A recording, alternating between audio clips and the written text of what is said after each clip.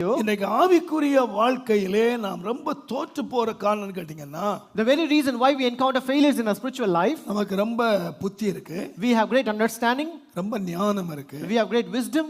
அதனால தான் அடிக்கடி நான் சொல்லுவேன், That is why very often I say, பாருங்க, ஒரு ஆபீஸ்க்கு நீங்க வேலைக்கு போனீங்கன்னா, when you go to your office for a work, அவங்க முதலாவது கேட்கிற கேள்வி என்னன்னு கேட்டீங்கன்னா, the first question they ask you, உன்னுடைய அனுபவம் என்ன? what is your experience?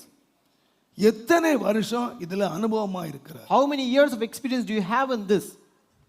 அந்த அனுபவத்தை பொறுத்து தான் உங்களுக்கு வேலை கிடைக்குது.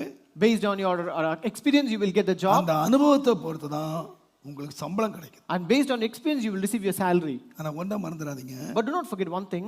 ஆவிக்குரிய உலகத்துல இந்த அனுபவங்கள் செல்லுபடி ஆகாது. But in your spiritual life, with this experience will have no work. எனக்கு 50 வருஷம் ஆவிக்குரிய அனுபவம் இருக்கு. I have 50 years of spiritual experience. 50 வருஷம் ஊழியம் செய்து பழக்கம் இருக்கு. I have the habit of experience of 50 வருஷம் பெந்தெகோஸ்தேல அனுபவம் இருக்கு. I have the experience of 50 years in Pentecost. 50 வருஷ அனுபவத்தை நீங்கள் குப்பை தொட்டியிலே போட்டு விட வேண்டும். You are supposed to drop down all this 50 years experience in your trash. ஏனென்றால் Why? Because தேவன் நடத்துகிற பாதை ஒவ்வொரு நாளும் புதியது.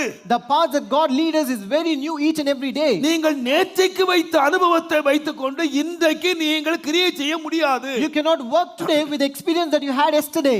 தேவன் நடத்துகிற பாதை ஒவ்வொன்றும் புதியது.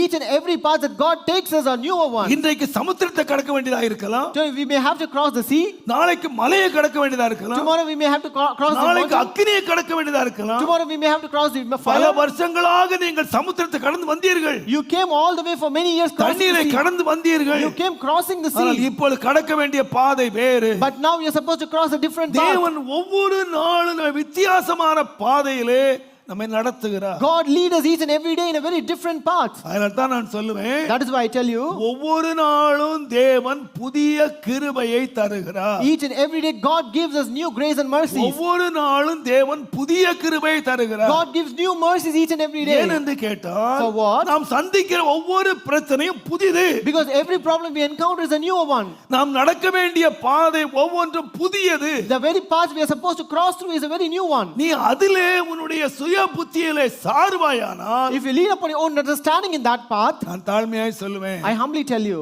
தேவன் நம்முடைய வழியை செவைப்படுத்த முடியாது. God cannot make our path straight. தேவன் நம்மை கைவிடாமல் பார்க்க முடியாது. God cannot keep us without forsaking us.